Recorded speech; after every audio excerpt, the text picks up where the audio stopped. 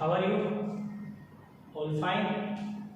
तो हमारा अगेंस्ट हमारा टर्न आ गया स्टैटिस्टिक्स में फिर से।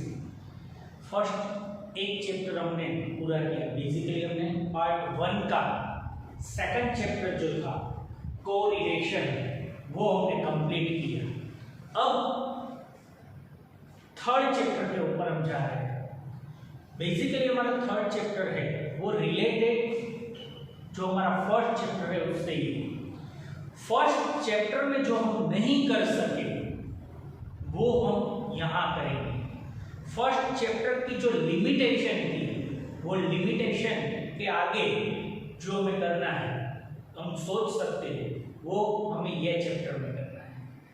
फर्स्ट चैप्टर हमारा जो कोरिलेशन था वो कोरिलेशन में हमने फाइंड किया कि दो अलग अलग वेरिएबल डेटा है, वो डेटा के बीच जो रिलेशन है वो रिलेशन नेगेटिव भी हो सकता है, पॉजिटिव भी हो सकता है, वो हमने आइडेंटिफाई किया।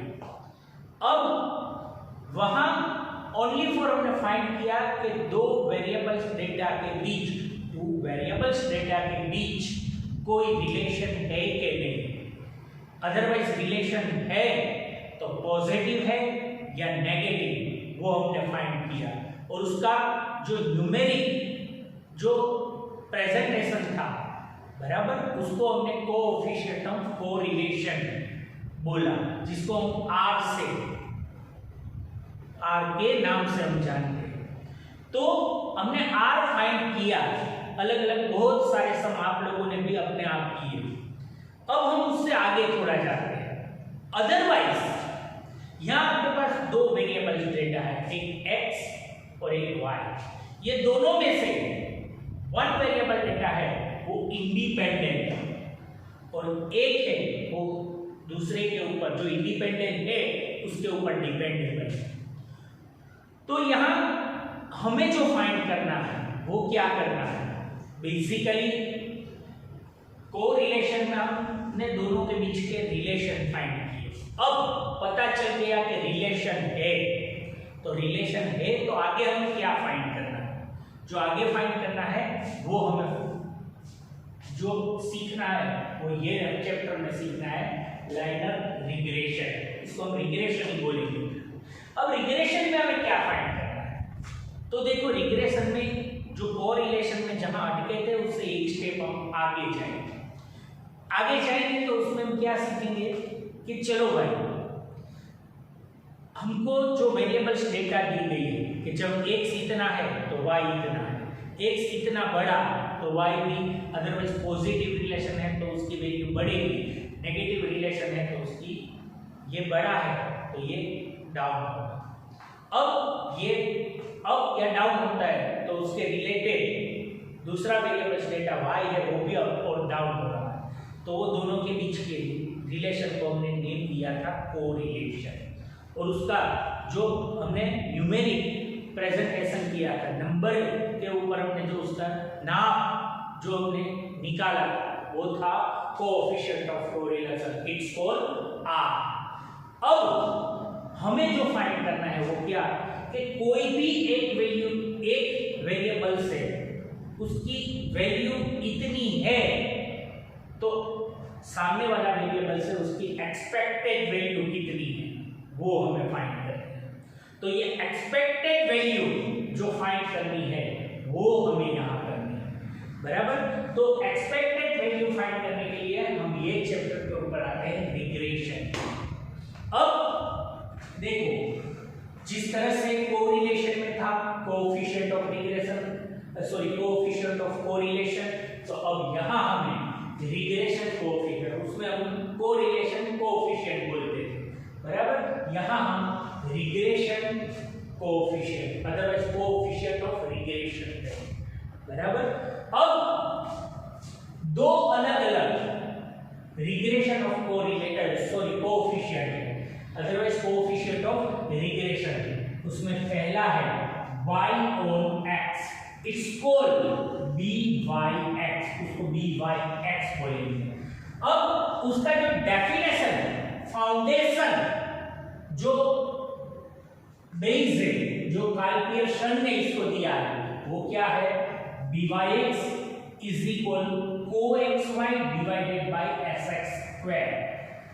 sx² क्या है वो आप लोगों को मुझे बताने की जरूरत नहीं है, हमने 11th स्टैंडर्ड में पढ़ लिया है। co(xy), इससे पहले का जो चैप्टर हमने पढ़ा था उसमें हमने कोवेरिएंसेस ऑफ x y फाइंड किया था, बराबर, जो कार्ल पियर्सन ने हमने दिया था, जो जिस तरह से हमने फाइंड किया था। अब co(xy) डिवाइडेड sx², ये हुआ y on x।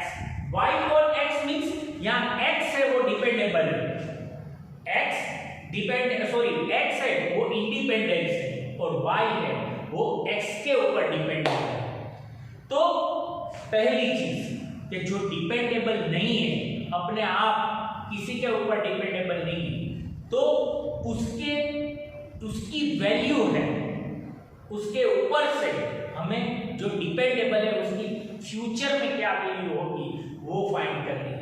अदरवाइज आपको अलग अलग वेरिएबल्स डेटा दिए गए x के, उसके सामने y के दिए गए, जब x 10 हो तब y इतना है, जब x है वो 5 हो तो y इतना है, x 9 है तो y इतना है। तो ये अप डाउन यहाँ हो रहा है, उसके अगेंस्ट में वहाँ क्या हो रहा है वो तो हमने कोरिलेशन में फाइंड किया है। तो यही चीज अब उससे आगे हमें जानना है। तो यहाँ में रिग्रेशन में पहले रिग्रेशन कोएफिशिएंट, तो दो अलग अलग रिग्रेशन कोएफिशिएंट है, y1x इक्वल b/x, और उसकी फॉर्मूला है b/x is equal co(xy) divided by sx², और दूसरा है x on y। ये x on y के जो सम है वो ज्यादातर आपकी बुक्स में नहीं होंगे, आपके कोर्स में भी नहीं है, बट मैं आपको एक आपकी जानकारी के लिए आपको बता रहा हूँ कि y on x और दूसरा है x on y। x on y है उसको हम बोलेंगे bxy, उसका फॉर्मूला है bxy is equal co(xy) divided by sy²। बाद में हमने कोरिलेशन में जितने भी सम काउंटिंग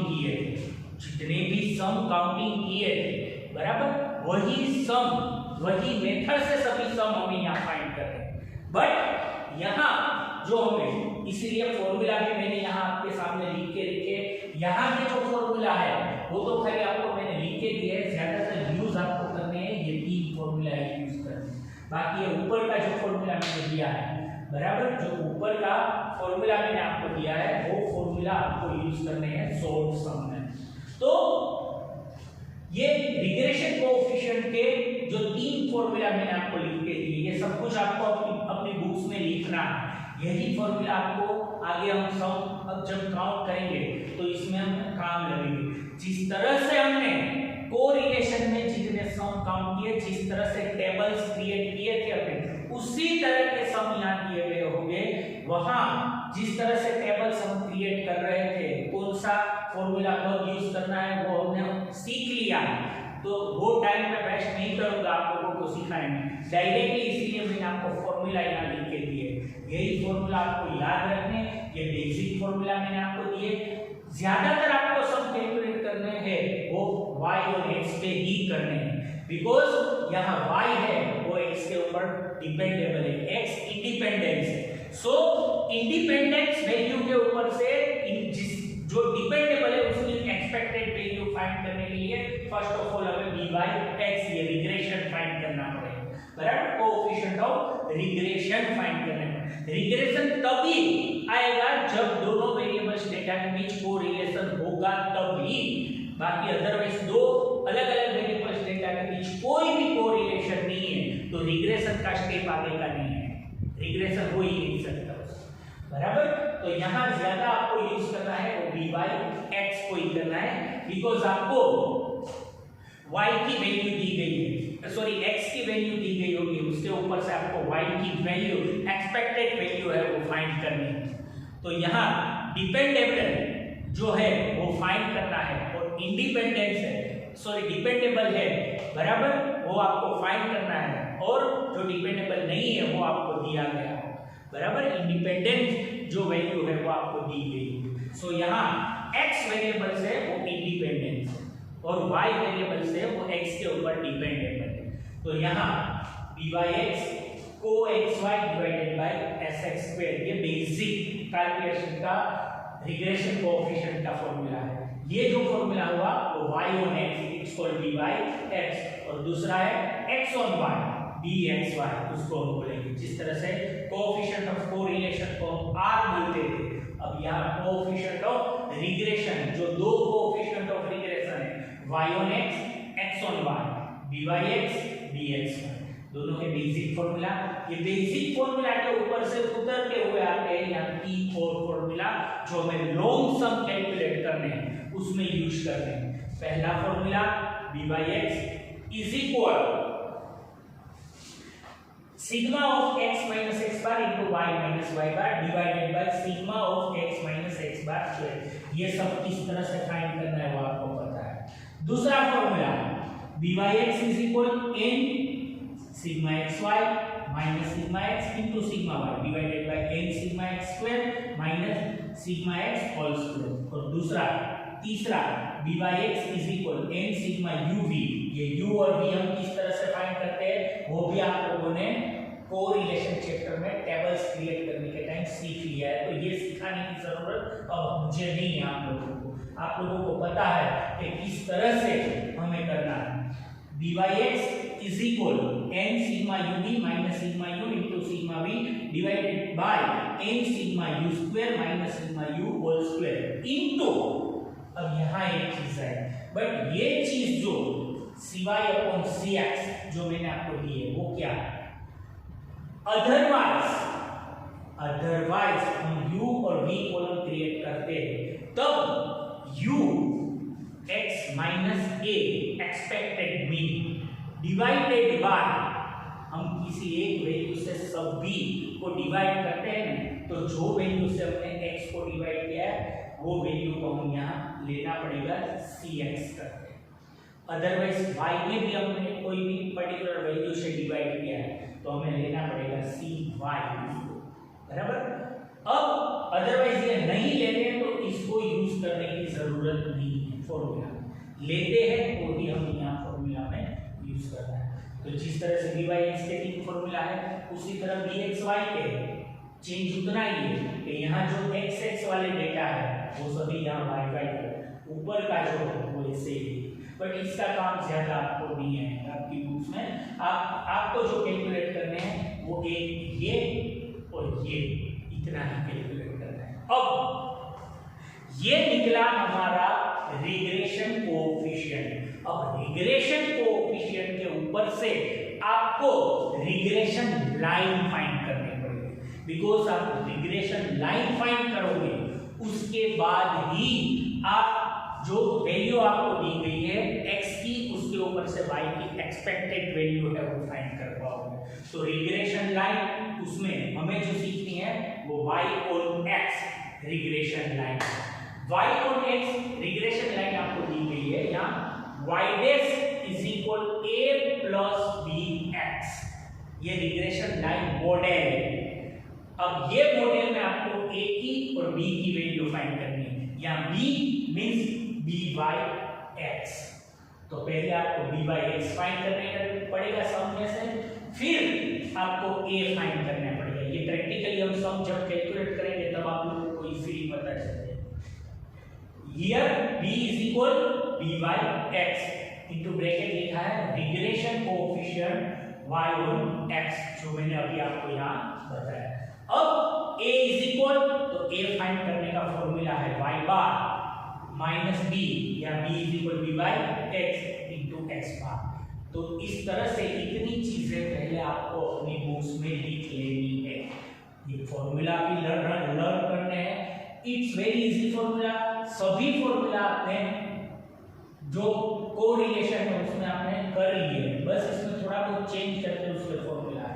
आपको एक y on x b by x ये चीज तो एक आपको पता चले कि कोएफिशिएंट ऑफ रिग्रेशन है वो दो होते हैं, उसी तरह ये रिग्रेशन लाइन भी दो होती है y on x x on y, but x on y की अभी हमें कोई जरूरत नहीं है। अभी हमारे कोर्स में only for y on x तो हम y on x सीखेंगे। ओके, तो बराबर है। पहले आप लोग ये लिख लो आराम से वीडियो पॉज करके, ये पूरा आपकी बुक्स में उतार लो, फिर हम आगे जाते हैं सम कैलकुलेट करते हैं किस तरह से, जो 5 मार्क्स के सम आते हैं वो पहले कैलकुलेट करेंगे, उसके बाद हम कैलकुलेट करेंगे 2 या 3 मार्क्स के सम इसमें।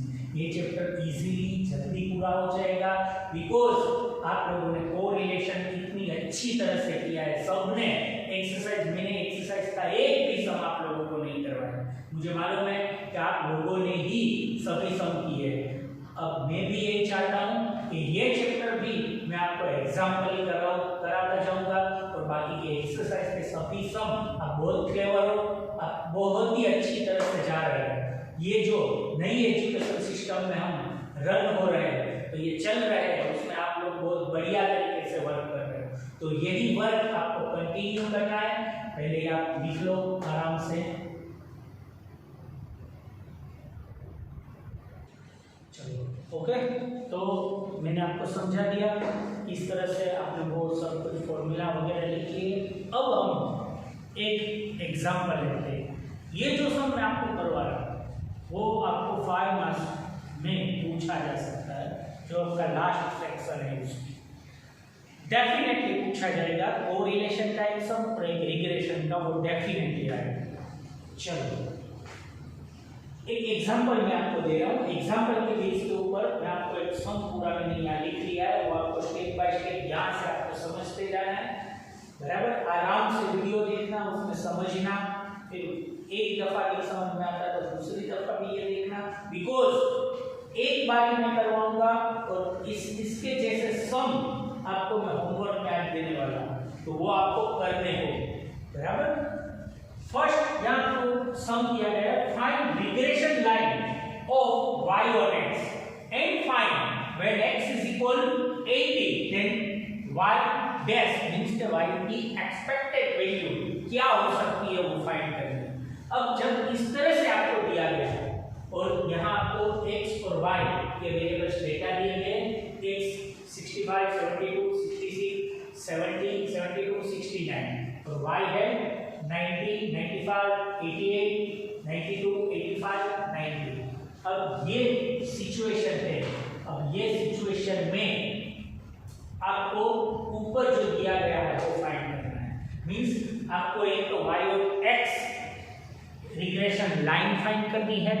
अब y और x रिग्रेशन लाइन फाइंड करने के लिए रिग्रेशन कोएफिशिएंट आपको भी फाइंड करना पड़ेगा, उसके बाद ही आप आगे कैलकुलेशन कर पाओगे। जिस तरह से हम कोरिलेशन में टेबल्स क्रिएट करते थे उसी तरह से पहले x लिख लेते हैं, y लिख लेते हैं। ओके, फिर x का टोटल करेंगे सिग्मा x, y का टोटल करेंगे सिग्मा y। तो ये दोनों के ऊपर से हमें पहले फाइंड करना है x बार और y bar. x bar is equal, वो आपको सिखाने की जरूरत नहीं है, sigma x upon n। So यहाँ sigma x upon n, sigma x is equal to 414 divided by how many data? 6.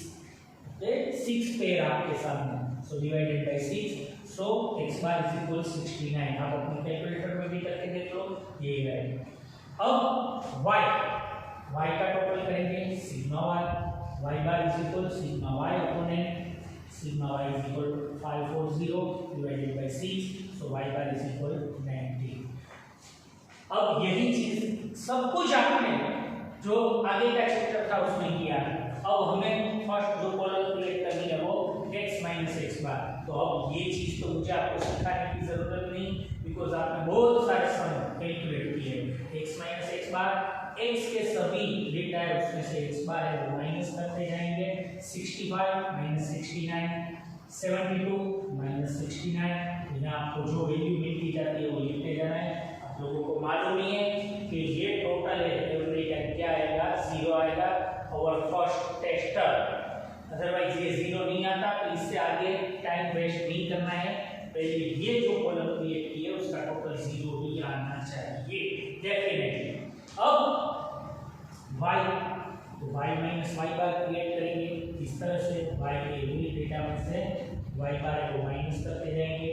90 minus 90 0, 95 minus 95, 88 minus 90 minus 2, 92 minus 90, सब मिल गया। इसका भी टोटल 0 आ जाना चाहिए। अब जो कॉलम की रिक्वायरमेंट है हमारी वो है x minus x bar square. तो हम ये x माइनस x बार कॉलम है उसका स्क्वायर करेंगे तो हमको मिलेगा x minus x bar square column. -4 का स्क्वायर 16, 3 का 9, -3 का 9, 1 का 1, 3 का 9, 0 का 0। इसका टोटल करेंगे sigma of x minus x bar square 44। Now y minus y bar square की हमें कोई रिक्वायरमेंट नहीं है, जरूरत नहीं है, तो वो हम फाइंड नहीं करें। जिसकी जरूरत नहीं है वो फाइंड करने में टाइम की मत करो, बराबर। आपको टाइम है वो सेव करते जाना एवरी सम। अब जो हमें कॉलम की जरूरत है वो x minus x bar into y minus y बार। ये दोनों मैंने पहले भी आपको सिखाया कि दोनों उंगली साथ में रख के माइनस की मिस्टेक न हो वो ध्यान रखें। -4 मल्टीप्लाई 0 0, 3 मल्टीप्लाई 5 15, -2 मल्टीप्लाई -2, ये दोनों माइनस है, सो आंसर प्लस में आएगा 6। 1 मल्टीप्लाई 2 2, 3 मल्टीप्लाई -5, एक प्लस है एक माइनस है, आंसर आएगा वो माइनस में आएगा -15, 0 मल्टीप्लाई 0 0। इसका टोटल करो, ये यहाँ एक चीज ध्यान रखना है, ये माइनस वैल्यू है तो टोटल करते जाओ, जब माइनस वैल्यू आए वो माइनस करते जाओ। यहाँ लास्ट जो फिगर बचता है सिग्मा, इसका total sigma of x minus x bar into y minus y bar is equal 8। ये हमारी पहली कॉलम क्रिएट। अब कॉलम क्रिएट होने के बाद हमें calculation, so let's find regression coefficient b means क्या, कौन सा, तो बी बाई एक्स। b/x का फॉर्मूला मैंने अभी आपको सिखाया, तीन फॉर्मूला लिखे हैं। जब दोनों ये पॉइंट में नहीं है तो फर्स्ट वाला formula sigma of x minus x bar into y minus y bar divided by sigma of x minus x bar square, ये फॉर्मूला। अब sigma of x minus x bar into y minus y बार मैंने find किया है कितना है 8। Sigma of x minus x bar square 44, 8 divided by 44, calculator में नीचे answer आएगा b इज इक्वल 0.8। ये b क्या है, b बाई x, क्या, coefficient of regression, otherwise regression coefficient जो भी हो, बराबर। अब by putting the value of x bar y bar and b into bracket में एवरी टाइम लिखते जा रहा हूं b by x in the formula of a का फॉर्मूला भी मैंने आपको दिया है, अभी आपको लिखा है, आपके बुक्स में लिखा हुआ है a is equal y bar minus b into x बार। सो यहाँ y बार क्या है हमारे पास 90, सो 90 रखते हैं, माइनस b हमने अभी फाइंड किया है 0.18 इनटू ब्रैकेट x बार 69। अब 69 को 0.18 के साथ मल्टीप्लाई करो, जो वैल्यू आती है यहाँ को वो 90 जो है उसमें से ये माइनस होगा, सो आपको वैल्यू मिलेगी, a की वैल्यू मिलेगी 77.58। So regression line y on x is y dash is equal a plus bx। जो हमारा मॉडल रिग्रेशन लाइन है उसमें a की और b की वैल्यू हम जो हमने फाइंड की वो रख देते हैं, तो हमारी जो रिग्रेशन लाइन मिली y on x बराबर वो क्या होगी, y dash is equal 77.58 plus 0.18x। ये अब now put x is equal 18 in regression line y on x। जो y on x हमको रिग्रेशन लाइन मिली उसमें हमको फाइंड करना है कि जब x 18 हो तब y की एक्सपेक्टेड वैल्यू क्या है, तो यहाँ एक्सपेक्टेड वैल्यू फाइंड करने के लिए एक्सपेक्टेड वैल्यू बराबर इतनी हो सकती है, तो यहाँ now put x is equal 18 in regression line y on x। y on x regression line क्या है, y dash is equal 77.58 plus 18x। Okay, और x की जगह पर हम वैल्यू रख देते हैं, x की जो दी गई है वो 18। तो इसका कैलकुलेशन करने के बाद हमको मिलेगा y की एक्सपेक्टेड वैल्यू। जब x is equal 18 हो तब y is equal 91.98, एक्सपेक्टेडली 92 हो सकता है, वो वेरिएबल्स y का एक्सपेक्टेड।